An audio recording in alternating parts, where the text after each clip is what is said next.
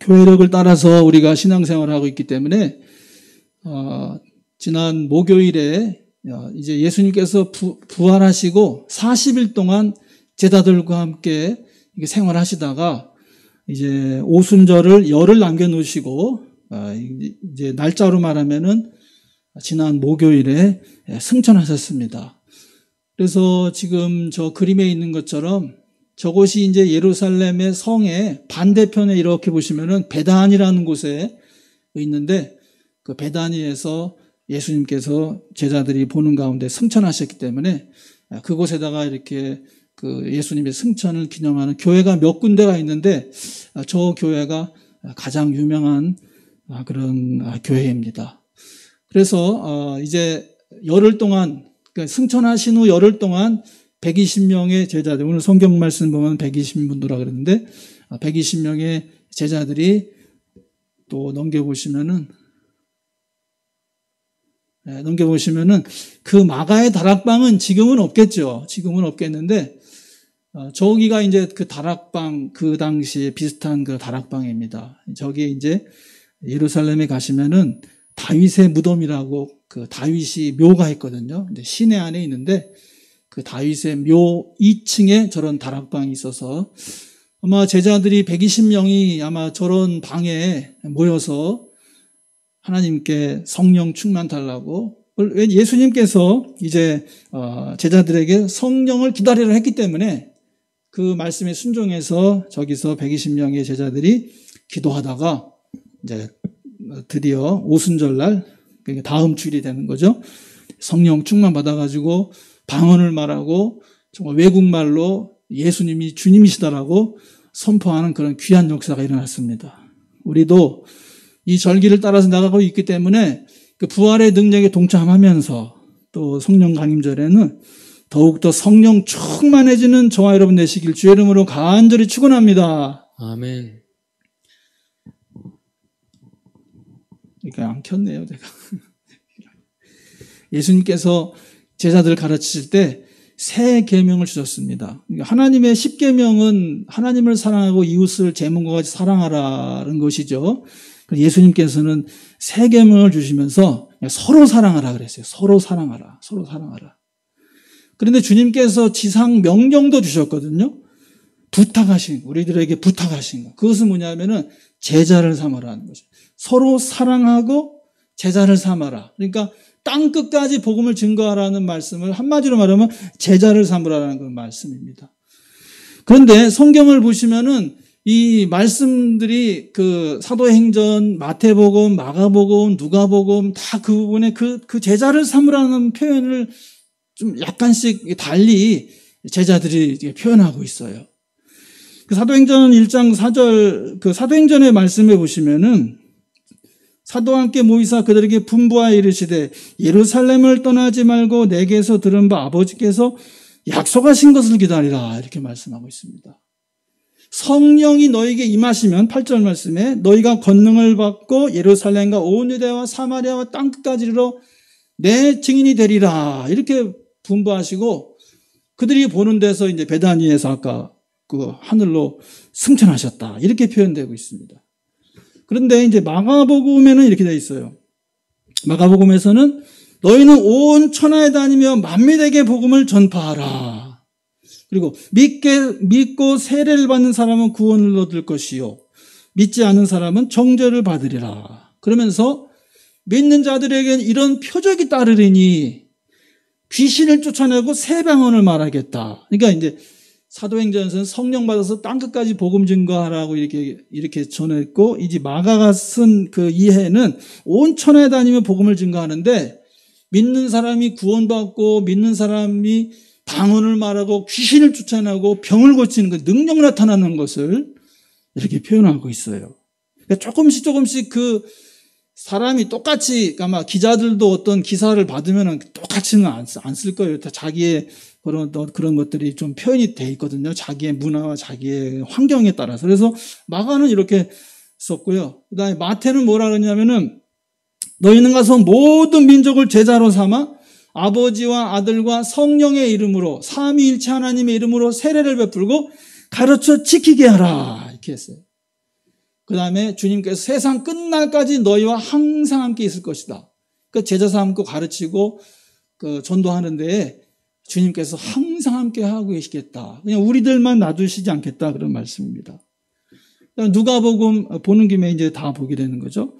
누가복음에서는 이렇게 표현되어 있습니다. 그리스도가 고난을 받고 3일 만에 죽은 자 가운데 살아날 것과 또 그의 이름으로 죄사함을 받게 하는 회개가 예루살렘에서 시작하여 모든 족속에게 전파될 것이 기록되었으니 너희는 이 모든 일의 증인이라 이렇게 말하고 있습니다.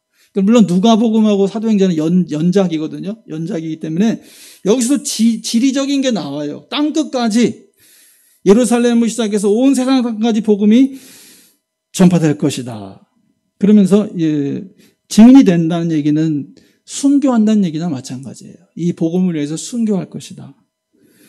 그러면서 24장 49절에 볼지어다 내가 내 아버지께서 약속하신 것은 너희에게 보내리니 너희는 위로부터 능력으로 입혀질 때까지 이 성에 머물라 하시니라. 이게 사도행전 1장 8절하고 이제 연결되는 거예요.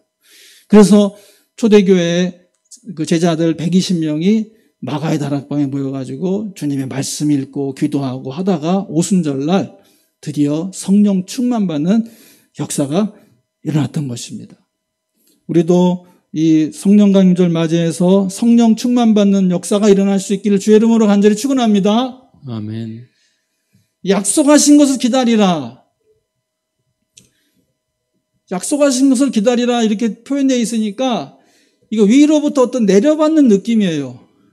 그러나 여러분 이미 성령 받으신 걸 믿으시길 바랍니다. 이미 성령 다 받았어요. 우리는. 고린도전서 12장 3절 말씀에 이렇게 되어 있습니다. 그러므로 내가 너희에게 알리노니 하나님의 영으로 말하는 자는 누구든지 예수를 저주할 자라 하지 아니하고 성령으로 아니하고는 누구든지 예수를 주시라 할 수 없느니라. 즉 우리가 예수님을 주님으로 믿기 때문에 우리의 구세주로 믿기 때문에 이미 성령 받으신 것입니다. 또한 고린도전서 12장 13절 말씀이 이렇게 되어 있습니다. 우리가 유대인이나 헬라인이나 종이나 자유인이나 다 한 성령으로 세례를 받아 한 몸이 되었고 또 다 한 성령을 마시게 하셨느니라. 할렐루야. 아멘. 이미 성령 안에서 다 세례 받았다는 얘기예요. 유대인이나 이방인이나 종이나 자유인이나 모든 사람이 다 이미 성령을 받았고 성령 세례를 다 받았다는 얘기예요. 근데 우리가 오해하는 것이 뭐냐면 오순절날 다시 성령 세례를 받는다고 생각하는 거예요. 그거 아닙니다. 성령 세례 우리 이미 다 받았습니다. 또한 성령도 다 받았습니다. 성령으로 우리 예수님을 주님으로 고백하기 때문에 이미 성령 다 받았어요. 또 이 말씀 보면은 오늘 읽은 말씀 보면은 이미 생명을 소유한 사람들이에요. 이미 생명을 소유했다. 다시 말하면 성령을 소유한 사람들이다. 아들이 있는 자에게는 생명이 있고 하나님의 아들이 없는 자에게는 생명이 없느니라. 그리고 이 성경을 쓴 이유가 뭐냐면은 하나님의 아들의 이름을 믿는 너에게 이것을 쓰는 것은 너희로 하여금 너에게 영생이 있음을 알게 하려 함이라. 영생이 있다는 것을 알으란 얘기입니다. 우리에게. 우리는 이미 생명을 소유한 사람들, 성령을 받은 사람들, 성령을 소유한 사람들, 성령 세례받은 사람인 줄로 믿습니다. 할렐루야. 아멘. 그렇다면 오순절이 뭐냐? 그럼 제자들이 그럼 성령 충만 받은 사건은 뭐냐? 성령 충만이라고 하는 것은 하나님 영으로 충만해지는 것이에요. 이것은 에스겔 47장에 있는 그 에스겔의 환상을 보면 환상을 생각해 보면 이해가 될 것 같아요. 그건 뭐냐면은 그 성전에서 생명의 강수가 흘러나오는데 처음에는 그냥 발목까지만 그림에다 나오죠. 발목까지만 차다가 조금 더 걸어가거나 천척을 걸어가니까 이게 무릎까지 차고 또 천척 걸어가니까 허리까지 차고 또 천척을 걸어가고 나니까 이제는 몸을 가눌 수가 없을 정도로 둥둥 떠다닌다는 얘기예요. 성령 충만은 저거예요. 주님의 영으로 충만해져가지고 내가 나를 스스로 어떻게 할 수가 없는 거예요. 이제 뭐 저거 예화로 많이 얘기하죠. 이제 발목까지 차는 것은 교회당에 왔다 갔다 하는 건 저 발목 차는 거. 그 다음에 무릎까지 차는 것은 교회당에 온 사람들이 이제 기도하는 삶을 사는 거. 허리까지 차는 것은 이제 기도도 하고 했으니까 이제는 봉사하는 삶. 그다음에 둥둥 떠다니는 거는 이거는 뭐 하나님께서 하시는 대로 다 무조건 순종하는 거. 이렇게 성령 충만 받으시길 주의 이름으로 간절히 축원합니다. 아멘. 그러니까 초대교회 성도님들이 120 문도들이 예수님을 구주로 고백했음에도 불구하고 두려움 가운데 복음을 증거하지 못하고 있었잖아요. 그런데 성령의 충만을 받으니까 이젠 자신들이 예수님을 증언하지 않을 수가 없는 거예요. 자기를 구원해 주셨는데 이거를 증언하지 않을 수가 없는 거예요. 그러니까 다니면서 그 당시에 뭐 갈라디아 말로도 하고 페니키아 말로도 하고 막 여러 가지 언어로다가 예수님이 부활하셨다고 막 선포하고 다니는 거예요. 그거는 그냥 성령이 여기까지 올라갔다는 얘기가 아니겠어요? 입까지 와가지고 입이 그냥 막 성령을 방언을 말하고 충만해졌다는 얘기죠. 충만해졌다는 얘기예요. 그래서 저는 성령 충만은 능력을 덧입는 거죠, 정말. 하나님의 능력을 덧입는 거고, 우리에게 성령 주셨는데 그 안에서 이게 발현이 안 되는 거예요. 발현이 안 됐는데 이게 그냥 폭발하는 거예요. 폭발하는 거야. 안에서 그냥 뭉쳐가지고 그 껍데기에, 우리의 생각에, 우리의 관념에 성령이 역사하지 못하다가 이게 팍 터져버리는 거라고 생각해요, 저는 성령 충만이. 능력이 있었는데 그 능력을 그냥 무시하고 있다가 능력을 발견한 거라고 생각해요. 능력이 나타나는 거예요. 저도 오순절 그런 성령 충만한 것 같은 체험을 했었거든요. 이제 뭐 후배랑 같이 그 여의도 순복음교회에서 같이 막 성령 충만 달라고 막 기도를 했었는데, 어느 순간에 그냥 입이 그냥 담대하게 설교도 할 수 있고 막 그렇게 못하던 사람인데 그렇게 되더라고요. 그러니까 능력이 나타나기 시작한 거죠. 여러분에게도 이미 성령 주셨기 때문에 그 성령 능력 나타나도록 회복되시길 주의 이름으로 간절히 축원합니다. 아멘. 능력이 폭발되시길 주의 이름으로 간절히 축원합니다. 아멘. 그냥 묶어놓고 그냥 있기 있으면 안 돼요. 이게 그냥 폭발되도록 그냥 하나님 앞에 내놓으셔야 된다는 얘기입니다. 우리 자신을 내놓으면 그 영이, 주님의 영이 충만해져서 능력이 나타나게 될 줄로 믿습니다. 아멘. 예수님께서 그래서 부활 승천하시면서 기쁨을 준다 그랬거든요. 기쁨을 주시겠다 그랬거든요. 그러니까 예수님 안에 성령을 받으면 기쁨이 넘치게 돼 있어요. 그래서 기쁨 넘치는 그런 삶을 살도록 해주신다. 그래서 이 오순절 사건은 막 외국말로 주님의 부활을 선포할 수 있도록 용기가 생기고 죽음에 대한 두려움이 사라지고 자신의 한계를 극복하고 하나님의 능력을 덧입고 있었던 능력을 회복하고 능력을 발견해서 쓰임받는 것입니다. 이런 오순절 사건이 우리에게도 일어날 수 있길 주의 이름으로 간절히 축원합니다. 아멘.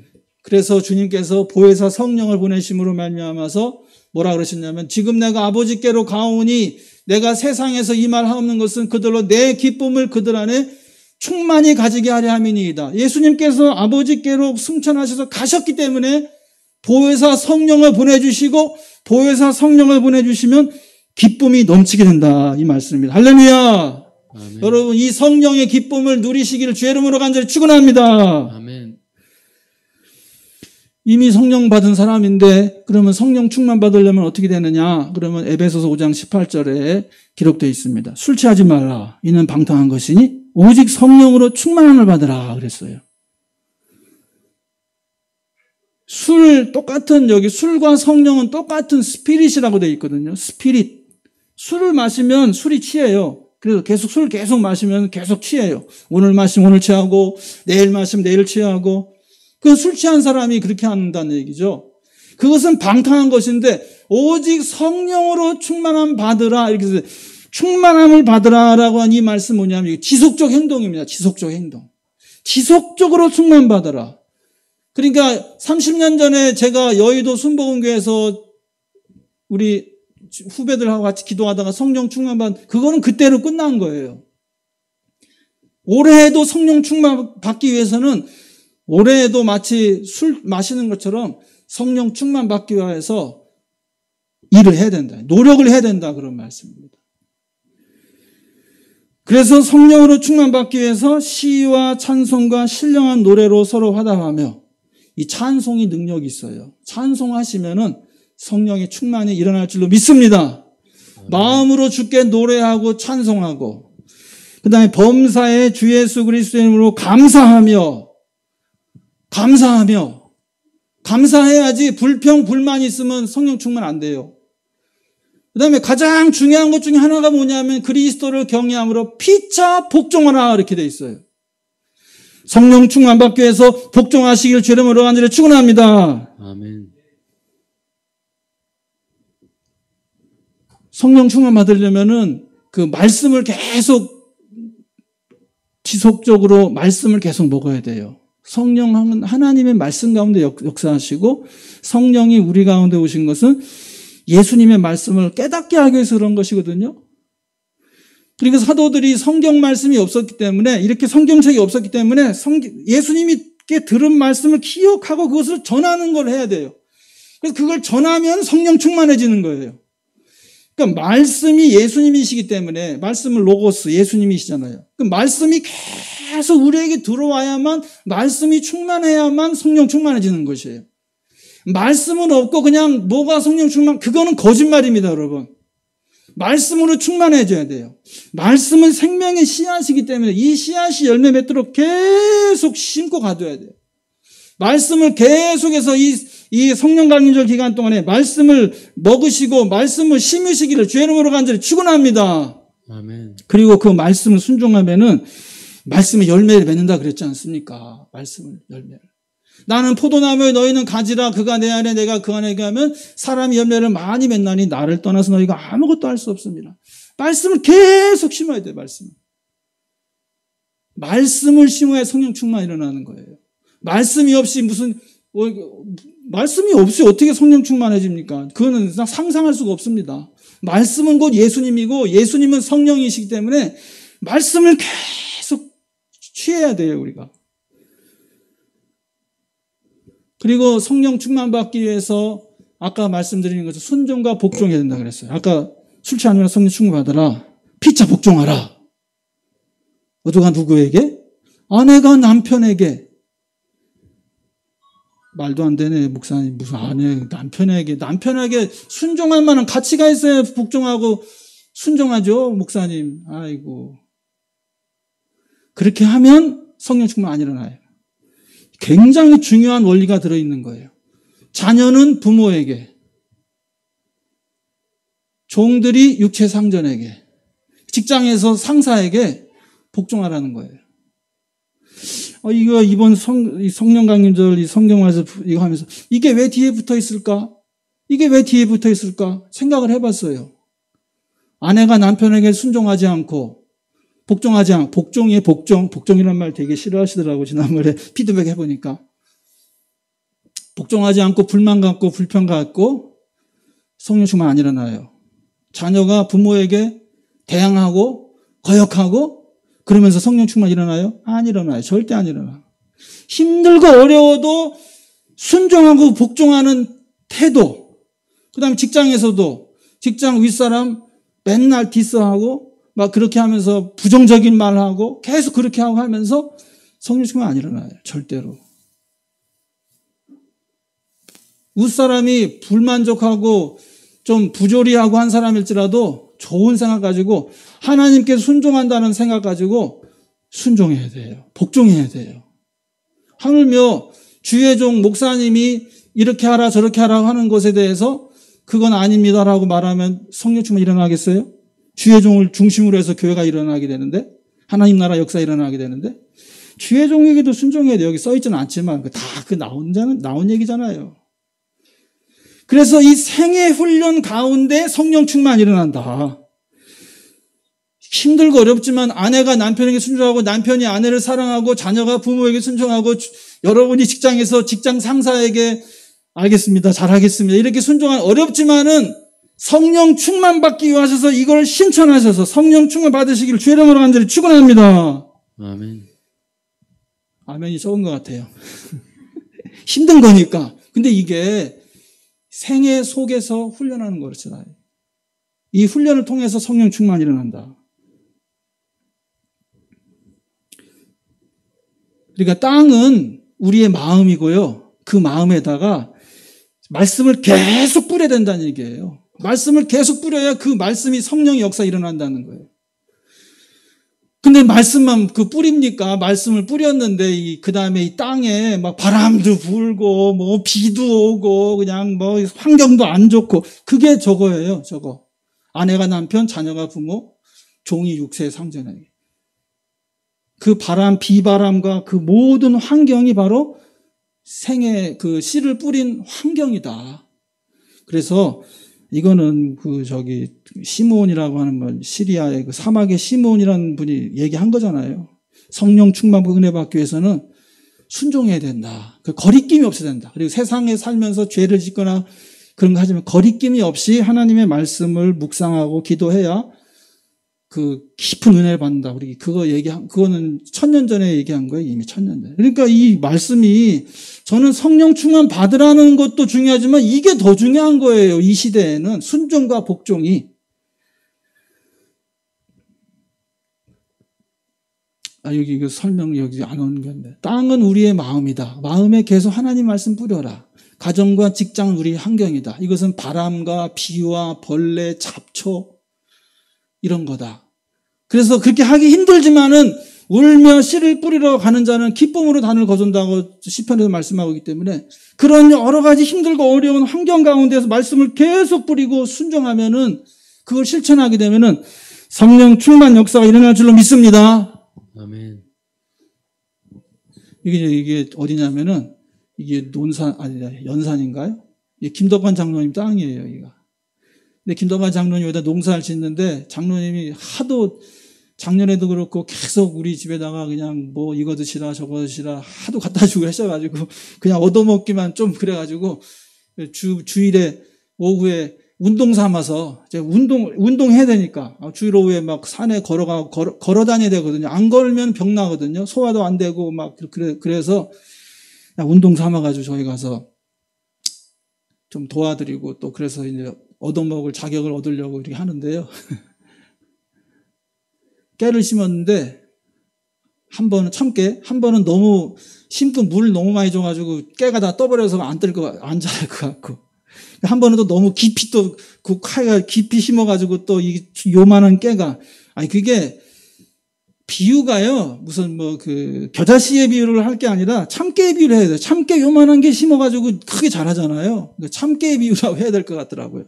그래서 저기 할아버지 장로님이 오셔가지고 또 목사님도 이런 거 자꾸 해셔야 됩니다. 그래야 배웁니다. 그랬더니 정말 일을 하니까 배우는 것도 많더라고요. 그래서 첫 번은 물 많이 심어가지고 참깨 안 나올 것 같고 두 번째 너무 깊이 심어가지고 그 약한 깨가 나오지 않을 것 같아가지고 세 번째 심어야 될 것 같더라고요. 그래서 다 안 나오면 세 번째도 심어야 돼.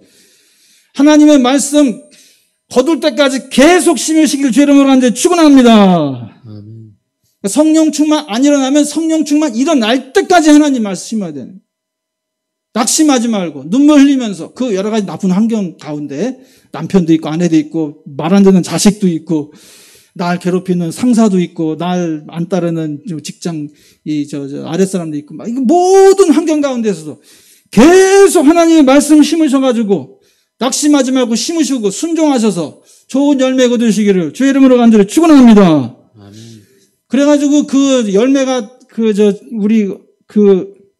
뭐 참깨든지 뭐든지 쭉쭉 자라야지 안 자라는 거기 잡초가 쫙 털려가지고 잡초가 영양분 다 뺏어 먹어요. 하나님의 말씀 심으셔서 좋은 열매 맺으시길 주의 이름으로 간절히 축원합니다. 아멘. 하여튼 저 농장 가니까 잡초도 엄청 나더라고요. 잡초는 근데 제가 이게 여기 가서 이렇게 도와드리면서 깨달은 것은 뭐냐면 잡초가 누가 와서 뿌린 게 아니라 그러니까 이 안에서 그냥 나오는 거예요. 그러니까 저 땅 속에 이미 작년, 재작년부터 그냥 잡초가 씨가 뿌려져 있는 것 같아요. 우리 마음도 하나님의 말씀에 씨를 뿌려서 거두지 않으면은 계속 잡초가 일어난다. 불평, 불만과 이런 게 다 일어나가지고요. 그냥 우리 마음의 정원이 아름답고 깨끗하고 좋은 열매 맺는 것이 아니라 아주 지저분하고 아주 그냥 혼란스러운 그런 마음의 정원이 될 수 있을 것 같아요. 매일 성경 읽고 매일 기도하고 그래서 말씀에 씨앗 뿌리고 가꾸셔가지고 삶 속에서 기적이 일어나시길 주의 이름으로 간절히 축원합니다. 아멘. 뭐 부활절 능력 공동체에 배웠는데 뭐 부활절 지났다고 이제 그거 다 끝나는 게 아니고 계속 해야 돼요. 성령 충만 일어나면은 초대교회 경제 공동체 본받아가지고 하나님 나라를 위해서 물질로 헌신하는 게 그냥 기쁨이 되고 또 예배 공동체 본받아가지고 하나님 앞에서 예배하는 것이 기쁜 그런 사람이 될 것이고 또 용서 공동체 지속적으로 해야죠. 용서 못할 사람 용서해서 사람 얻어야죠. 그 사람 얻어야죠. 또 순교와 선교 공동체 본받아가지고 땅끝까지 선교하는 그런 일에 동참하는 것이고요. 그 다음에 주의종 목사와 함께 교회 성장과 부흥을 위해서 동역하여서 여러분 자녀들이 잘 되고 복받는 그런 능력을 체험하시길, 기적을 체험하시길 주의 이름으로 간절히 축원합니다. 아멘. 이 성령 강림을 앞두고 초대교회 120문호들처럼 성령 충만받기 위해서 오늘도 말씀을 계속 읽고 말씀을 공부하고 말씀 묵상하고 마음에 간직하고 무엇보다도 그 말씀 순종해서 성령 충만의 기쁨을 누리는 우리 모두 되시기를 주의 이름으로 간절히 축원합니다. 아멘.